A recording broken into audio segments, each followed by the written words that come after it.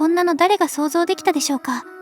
バンバン9のティザートレーラーで、そのベールを脱いだロボットの登場者は、まさかのミスターカボブマン、何かに怯えるブラシスタ、剣の鍛錬に励むダダドゥ教、そして、謎のオピラバードと思われる巨大なモンスター。情報満載でしたが、やっぱり一番はカボブマン。ティザー公開以降、一躍時の人となりました。今回はそんなカボブマンと謎の巨大な鳥について考察していきたいと思います。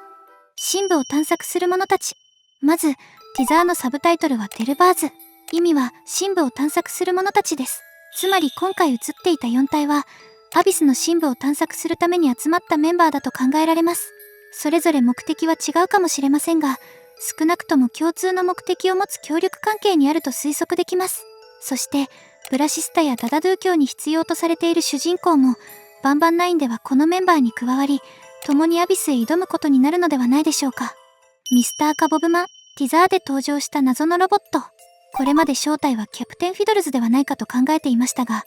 登場者はまさかのカボブマンでした。これには本当に驚きました。さすがに、カボブマンがここで大役を務めるとは想像できませんでした。皆さんはどう思いましたか？ちなみに、伏線らしきものはありました。ロボットには、バンバンのマークがついていたことです。ミスターカボブマンをよく知らない方のためにざっくり説明すると、バンバン3で初登場した無機質なマスコットで、バンバンのクラッカーを装備し、バンバンと同じ声を出すことができます。彼の大きな見せ場となったのが、リトルビーク船。そして最後に確認できたのは、バンバン8の地下労働収容施設にある独房の中でした。そんな彼が今では明確な意志を持っているかのように振る舞っています。まずはティザーのセリフを確認してみましょう。ごきげんよう。思考する存在となってからまだほとんど時間は経っていない。だが、それでも私はこれほど多くの憎しみと暴力を目の当たりにしてきた。私は本来、こうしたものを嫌悪するようには設計されていなかった。だが、今では嫌悪するようになった。何が正しく、何が間違っているのか、その判断は私自身に委ねられている。計算上、成功する確率は 90%、残りの 10% はどれも好ましくない結果だ。そして、その全てがあなたの体を無残に変形させる結末を迎える。深呼吸をして、これが噂に聞く感情というものなのだろう。かなり知的で、感情まで芽生えていることがわかります。これと同じセリフは、ゲーム内でも登場するのかもしれません。では、このセリフにはどんな意味があるのでしょうか。まずわかるのは、カボブマンが思考する存在となったのは最近であり、今では自分の意思で行動し、憎しみや暴力を嫌うようになったことです。ここで、カボブマンの壁画の言葉を確認してみましょう。どんな代償を払っても自分らしくいなさい。僕と違ってね。噛み砕くと、何を失うことになっても、自分の信念や本当の自分を曲げるな。僕はそれができなかったから。という意味にも取れます。つまり過去のカボブマンには自分の信念を曲げたり、本当の自分ではいられなかった何かがあった可能性があります。そして今回のセリフを見ると、この僕と違ってねの意味も少し見えてきます。カボブマンは、私は本来こうしたものを嫌悪するようには設計されていなかったと語っています。つまり以前の彼は何が正しく何が間違っているのかを自分で判断するのではなく、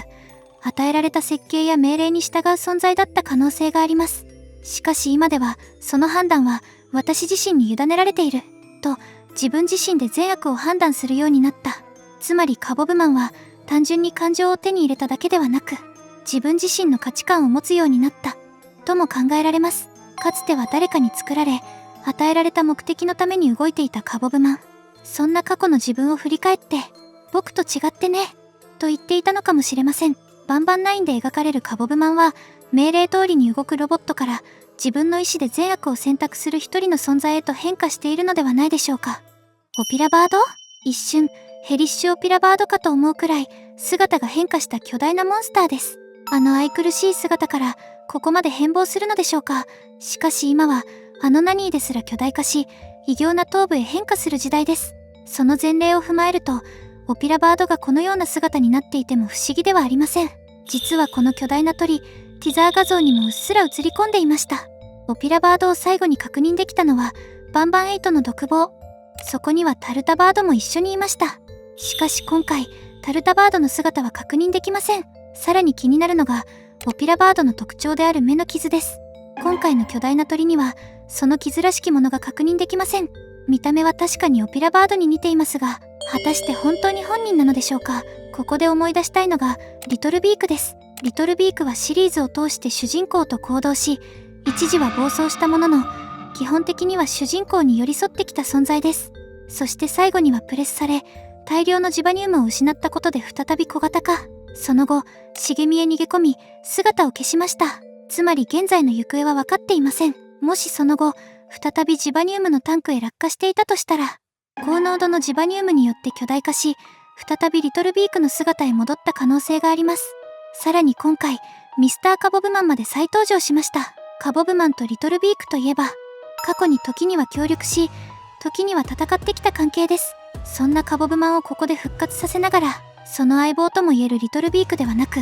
オピラバードを登場させるのでしょうか。一方のオピラバードは、バンバン1から主人公に敵対してきた存在です。大人に対して攻撃的な性質を持ち、現在では捕食するかのようなジャンプスケアまで追加されています。もちろん、アビスの影響によって性格まで変化した可能性や、ヘリッシュ化したオピラバードという可能性も否定はできません。しかし、タルタバードがいないこと、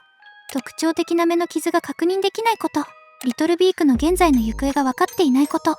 そして、カボブマンとリトルビークには過去から深い接点があること、これらを踏まえると、現時点ではこの巨大な鳥は、オピラバードではなくリトルビークである可能性が高いと考えています。つまり今回のティザーは、ヘリッシュ化したオピラバードが登場したと思わせておいて、実は巨大化したリトルビークだった。そんなミスリードなのかもしれません。カボブマンに続いてリトルビークまで復活するとしたら、バンバン9はかなり懐かしいメンバーが集結する作品になりそうです。この動画が面白かったら、チャンネル登録、高評価お願いします。